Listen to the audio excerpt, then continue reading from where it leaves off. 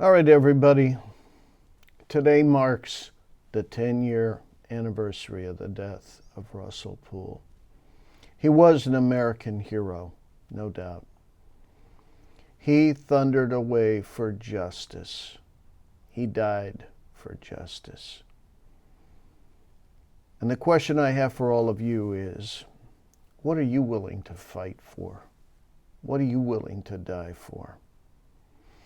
Russell Poole was willing to die for justice.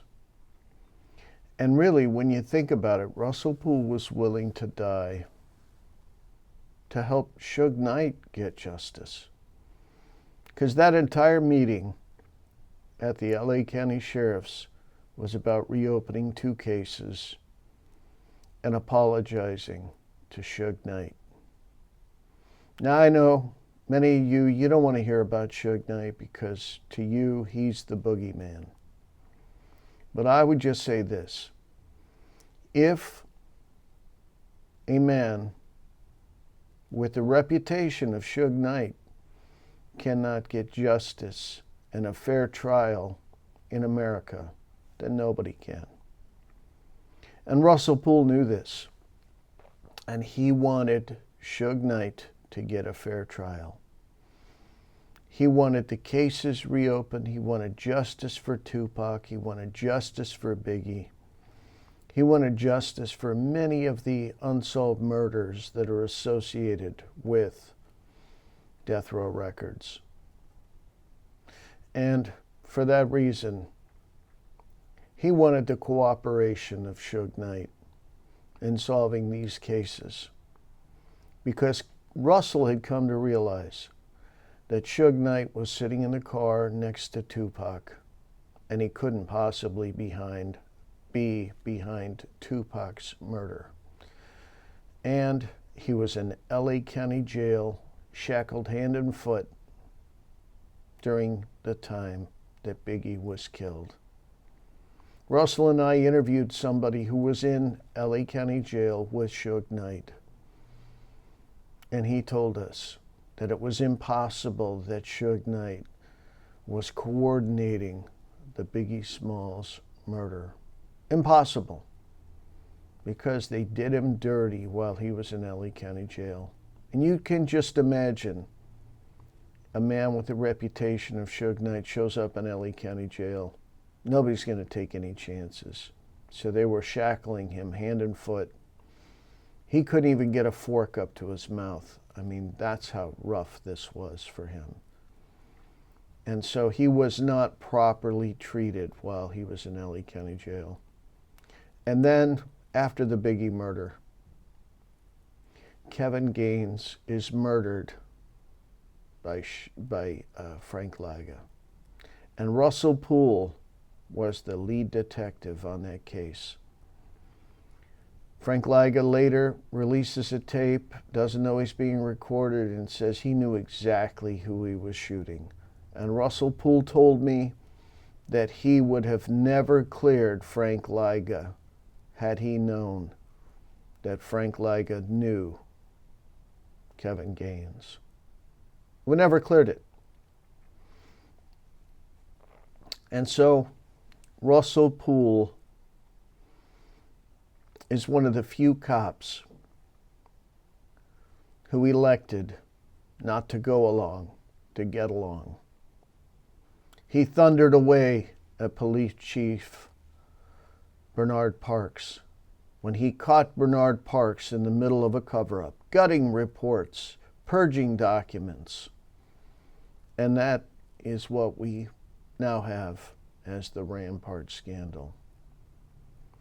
And if you look at all the problems Russell Poole had in his life, they all trace back to one thing. He wasn't willing to go along, to get along with a corrupt police department. His entire career, he'd never been told what to do, what to not do in an investigation. He had over 500 murder investigations under his belt, and many of those were with him as the lead detective. And all of a sudden, he's being told, stand down, got your report. Don't look into this, don't look into that. The murders are leading to corrupt police officers. And Russell Poole is told, do not investigate that. Mac went down for the bank robbery. We don't need to look at him for anything else. Kevin Gaines is already dead. We don't need to look into what he was doing at the time of his death. Perez went down for the stolen cocaine. We don't need to look at Perez. Well, here we are 10 years later, and we're seeing that it's all bubbling up. And many of my enemies out there have been busy destroying themselves. And y'all may wonder why I've been kind of quiet. There's an old adage that when your enemies are destroying themselves, there's no need for you to interrupt them while they're destroying themselves. And all this talking, all this carrying on, has just helped us to learn more about the truth. But the fact of the matter is, for all those people out there who say they solved Tupac's murder, they solved Biggie's murder, it just isn't true. Russell Poole solved these murders. Russell Poole solved these murders. Nobody else, Russell Poole. Russell Poole is no longer here to run around and do talk shows and to take credit for the work that he did. But he was the original lead detective in the Tupac murder for LAPD. He's the one that opened the case at LAPD because he realized that the Tupac and Biggie murders were related. So he opened up a case at LAPD on Tupac. He was the second person to take over the Biggie Smalls murder after it had been handled by somebody who also was in charge of the El Rey investigation. And we find out a lot about the El Rey investigation after all this crazy stuff went down. And when you look at those documents, it's Reggie Wright Sr. who calls over and derails that investigation with the original lead investigator in the Biggie Smalls murder. And they decided, oh yeah, there's too many police officers that were at that venue. They're all eyewitnesses to a murder. None of them will come forward. None of them want to be hemmed up in this because it might mean the end of their careers. Now, Russell Poole, if he had been there, he would have told you exactly what he saw, exactly what happened, because he was not a go-along to get-along cop. But all those cops that were there, by the way, including all of the Rampart scandal cops, refused to be interviewed, didn't want anything to do with it. And so the whole thing gets swept under the carpet. Now there's some recent FOIA documents that I'm trying to, through the Department of Justice, confirm that they are indeed accurate records. And we'll see what happens with that. But these documents tend to point to the fact that Reggie Sr. was very close friends with the Rampart scandal cops. And we see Reggie Sr. in the MGM footage. We see Reggie Jr. escort away Orlando Anderson. We see an entire operation, or as I like to call it, a copperation, that is happening inside the MGM that night. And we found out from the former mayor of Compton that the Compton cops worked off-duty at the MGM in a previous fight. And he came out and saw them all working, and they all said, shh, don't tell anybody. So we know. And I talked to a salty dog officer there, a security guard, and he told me, we always hire gang cops when there's going to be events that are going to attract gang members. So we need gang cops here. And that's just one of the patterns we've been following for dozens of years. And so it makes sense, right, that they were working off duty at the MGM. They were able to collect the security tape that we now see. That tape was edited. There's minutes missing out of that tape. And it was edited before it was handed in as evidence in Suge Knight's probation hearing. That's where it was turned in and handed in as evidence. And back then, Suge Knight's case in his probation violation was derailed by corrupt police, by corrupt DA, by corrupt system, and attorneys that were in on it. And that's why I say, if Suge Knight can get a fair trial in America, then everybody can.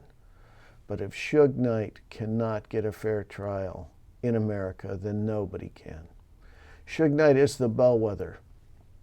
And Russell Poole felt badly that he had disparaged Suge Knight. He had blamed him for Biggie's murder. He had blamed him for Tupac's murder. And when he realized that there was a split between Suge Knight and Death Row Records, he wanted to apologize. He wanted to apologize in person. Sadly, he never got that chance. However, we did make an apology through Suge Knight's attorneys.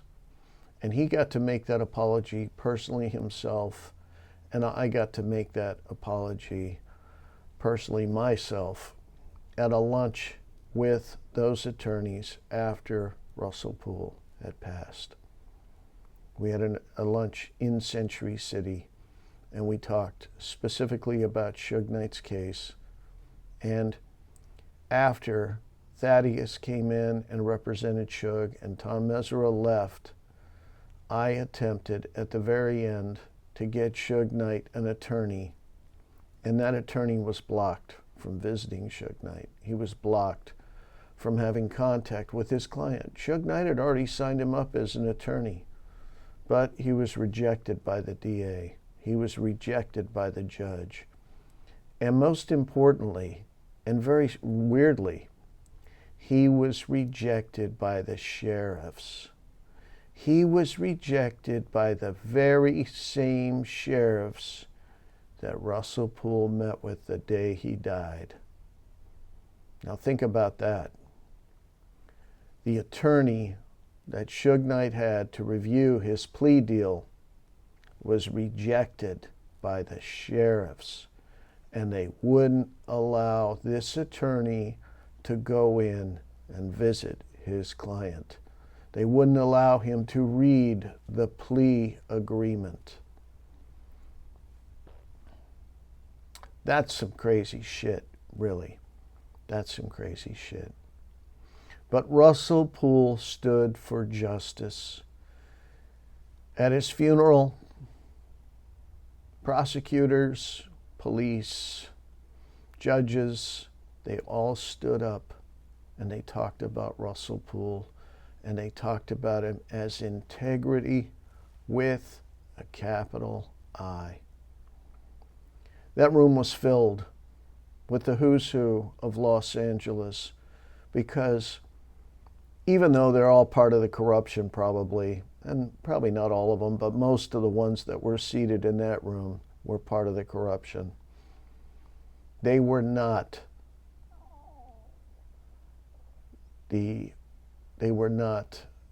upset. They were not pissed off at Russell Poole for standing up for justice. They wanted to see justice, even though they weren't part of seeing justice. So some of the same people that Russell Poole had stood up to over the years, demanding justice, showed up at his funeral to pay their respects. Integrity with a capital I. That's how they talked about Russell Poole. And I think in some ways they all admired Russell. They wanted to be more like him and less like themselves. I spoke to Sergio Robledo right after Russell Poole passed.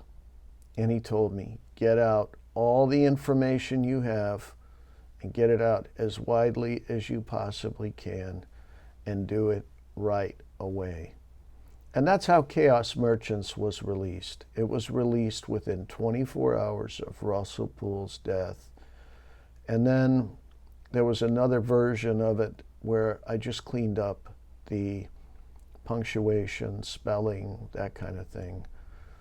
And it largely stands to this day as the Chaos Merchants that was released within 24 hours of Russell Poole's death. And Russell Poole, being the man integrity with a capital I, he wanted to make sure that every fact was footnoted. So every single fact and where it came from is all footnoted in Chaos Merchants. And that was what we were working on at the time of Russell's death. That book is not complete and will never be complete, because how could it be completed without Russell Poole's involvement? And sadly, he's no longer here to complete that book. However, you can all see in Chaos Merchants what Russell Poole was working on. You can also see in the Jeff Weiss articles, or the Jeff Weiss article that he wrote at the time, it was about 2-3 weeks before Russell Poole's death, as to what Russell Poole was thinking at the time he passed away. Now, Hollywood spent hundreds of millions of dollars making and marketing a television show called Unsolved, a film called City of Lies, and both of those films portray Russell Poole in a bad light. They portray him as some deranged alcoholic. And I can tell you, having gone drinking with Russell Poole several times, that he was not an alcoholic. He, like everybody in America, liked to have a few beers. He and I used to go and listen to music played by Dave Demersion's band, and we would, during the breaks, speak with Assistant District Attorney Dave Demersion about the cases, and we did this on numerous occasions. And Russell Poole would have a few beers, but he was always composed when it came to talking about the cases. He was always composed.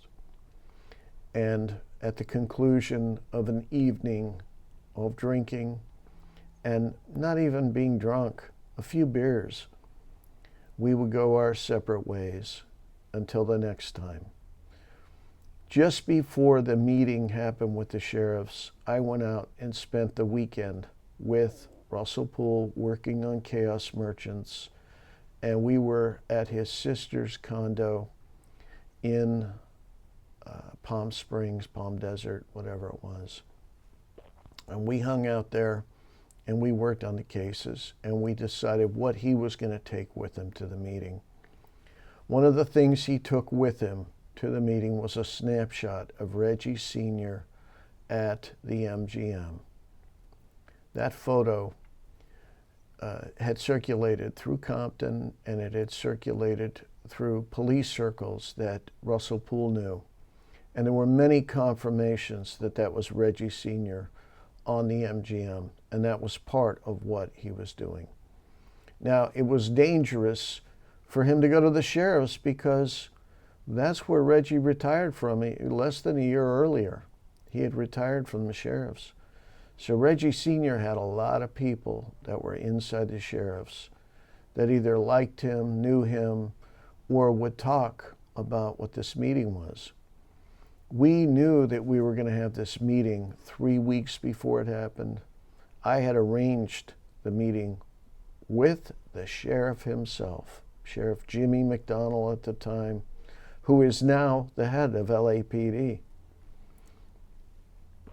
And so we knew for 3 weeks that this meeting was happening, and it was happening with a homicide detective that was going to help get these cases reopened and help get these cases solved.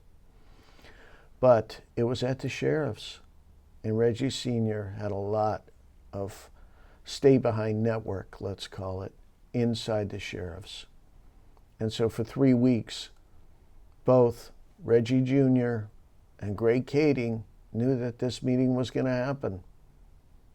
How did they know? Well, you know, it's just people, and nobody can keep a secret. Doesn't matter where it is, whether it's the Pentagon, whether it's Capitol Hill, nobody can keep a secret. Whether it's the sheriffs or LAPD, nobody can keep a secret.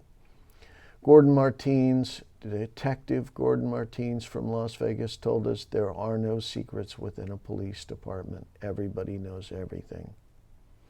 And that's the truth of this situation, because for 3 weeks they knew this meeting was going to happen.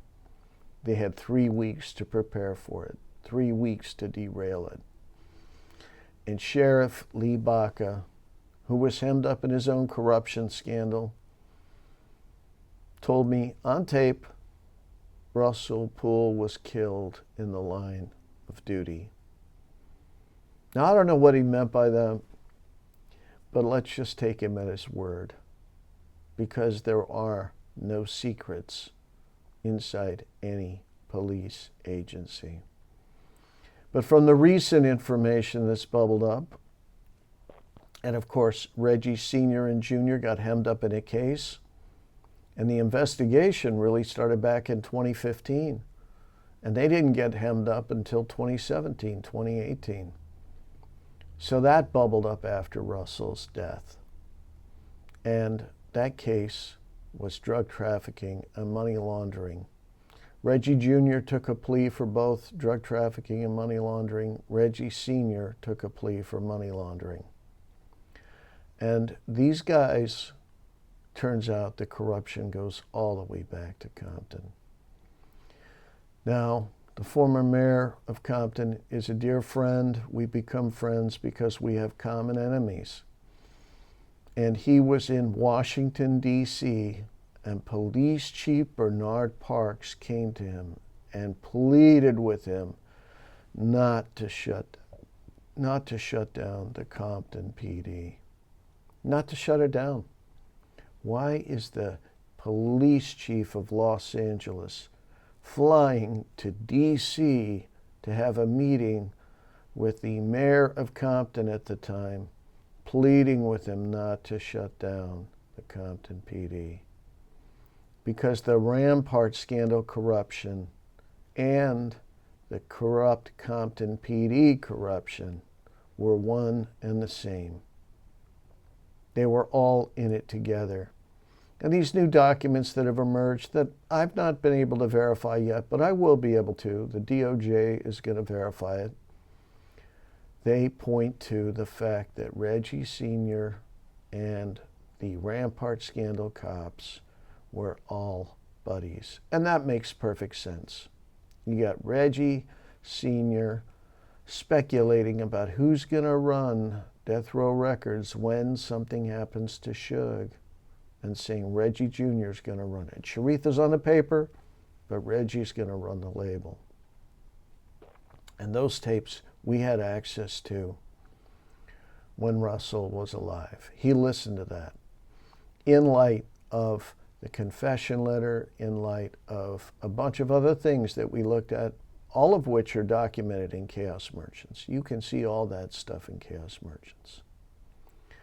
And that was Russell Poole's thinking at the time of his death, released 24 hours after he passed away.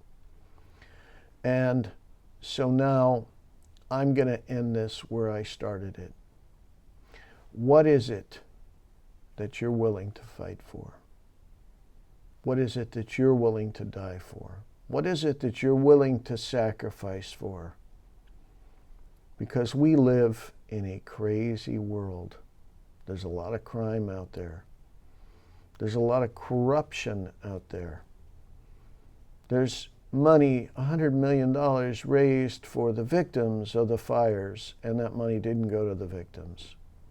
There's trains that were supposed to be high speed between cities that billions and billions of dollars was raised for, and the trains never got built. There's hundreds of billions of dollars that was raised to help homelessness, and that money never made it to the homeless. So there are more things out there that need to be fixed. And it needs people like you, every single one of you, to use your camera when you see something. You got a camera, it's a 4K camera that you carry around in your pocket. Pull it out and start recording. Learn how to be a public speaker. Go to city council meetings. Thunder away at the city council. Thunder away at the board of supervisors, county supervisors. Thunder away at the police commissions. And when you see anything that's happening in this world, pull out your camera. Take video. Fight for something. I'm not asking you to die for something. Russell Poole was called upon to die for something. But I am calling on every single one of you. Stand up, be counted. Be a Russell Poole in that you are willing to thunder away. Like Russell Poole thundered away at Chief Bernard Parks when he caught Bernard Parks trying to cover up the Rampart scandal. And if we look at LAPD, you had Chief Bratton come in with a consent decree to clean up LAPD. Who did we have after that? Well, we had Chief Charlie Beck, and he was part of the Rampart scandal. He knew about it. He was able to keep a lid on it. Then you had Michael Moore come in. Well, he was involved in the Rampart scandal too, and he was able to put a lid on it. You have Police Chief Jimmy McDonnell, who was also there at the Rampart scandal. He's the one that shows the Biggie Smalls murder book to FBI agent Phil Carson. And so we have a through line with LAPD leadership that all leads back to the Rampart scandal. And that was the corruption that Russell Poole had vowed that he was going to uncover, and it included the Tupac and Biggie murders. The evidence went missing out of the evidence locker at Pacific Division. That was a huge embarrassment. Security protocols were changed. All kinds of things happened when that evidence went missing. But that resulted in Snoop Dogg being acquitted of that murder. Because if you don't have the evidence, you look pretty bad in court. And if the glove don't fit, you must acquit. If the bullets don't match, you gotta acquit. And that's what happened, because there were no bullets to check. There were no shell casings to check. There were no bloody clothes to check, because it had all been stolen by the Rampart scandal cops. And once those guys came into the record label, they never left. They were in the record label. And you can imagine Tupac, cop killer. He was labeled a cop killer because he shot those two off-duty Atlanta cops in the ass. So he was labeled a cop killer, which, for any of you that know, police don't like people pointing guns at them. They don't like people who pull triggers on them. Now, Tupac didn't know that they were cops at the time, but they were harassing somebody. He thought it was an injustice, and he fired. And then when he went to court, they had stolen guns. They were drunk and disorderly. And so that case got kicked. And Tupac went from stardom to superstardom because of that incident. And then he shows up and he sees the cops, the Rampart scandal cops at the record label. Not just cops, it wasn't officer friendly. And Tupac knew the difference between officer friendly and corrupt cops. And corrupt cops were hated by Tupac. And they hated him right back. And it was just a question of time before they were going to figure out how to take out Tupac. And so it's not really a stretch to think that corrupt cops were involved and behind the murder of Tupac Shakur or the murder of Biggie Smalls. According to Kevin Hackey, the FBI was actually surveilling Tupac and Biggie at the time they were shot up. And Tupac, when he's in the hospital, big celebrity shows up whose bodyguard was Kevin Gaines. Everybody goes to see the celebrity. All of a sudden, Tupac has a heart attack and dies. Tupac was expected to live. They were making plans for him to be rehabilitated in Arizona. Doctors came out and actually said Tupac was going to live. But Tupac didn't live. He died. And now, Tupac also, by the way, stood up when he saw injustices. Think about, a young guy is being brutalized by two off-duty cops. Tupac stumbles upon it, calls him out, told to mind his business. They continue to brutalize this kid, and Tupac pulls out his gun and fires on those cops. I mean, that's somebody who's standing up for justice. That's somebody who's putting it on the line. And Russell Poole was made. He was cut out of the same cloth. He was not a go-along to get-along cop. Russell Poole is an American hero. Russell Poole is unsung largely, and they spent hundreds of millions of dollars to make him look like he's a deranged alcoholic in these films and television shows. But I can tell you, as somebody who knew Russell Poole and spent lots of time with him, that Russell Poole was not deranged. He was not an alcoholic. And any portrayal of him that says he is part of this cover-up. It's part of the cover-up. And that's why I've had people like Ted Field tap me on the shoulder. Rafael Perez's daughter tapped me on the shoulder, because they fear who Russell Poole was, and that if the Russell Poole that was integrity with a capital I were ever able to thunder away at them, the murders that they were involved in will come back to haunt them. Now, it's not likely that any of these murders are going to get officially solved, and nobody's really going to go to prison for them. And especially not Keefe D now, right? He's got real attorneys who say, hey, if you can't believe Keefe D when he testifies that he didn't do it or have anything to do it, and that he wanted to just make money from a book claiming to do it, then you can't believe his book. You can't believe his interviews. And if you look at how those interviews were all arranged, one name comes up, and it's Reggie Wright Jr., who he had a beef with, who took Keefe D's ex from him, and he married her. And so, when you look at this stuff, it all keeps leading back to the corrupt cops. And the corrupt cops were all buddies. They all hung out together. And who else did they hang out with? They hung out with the judges and with the DAs. And if Suge Knight couldn't get a fair trial in America, then nobody can. But when Suge Knight can get a fair trial in America, then that means everybody can. And Russell Poole wanted to apologize to Suge Knight. And Russell Poole was integrity with a capital I. Russell Poole stood up to corruption. He thundered away at Parks. He created the narrative that they came out with to cover up the Rampart scandal because he was pushing back on them.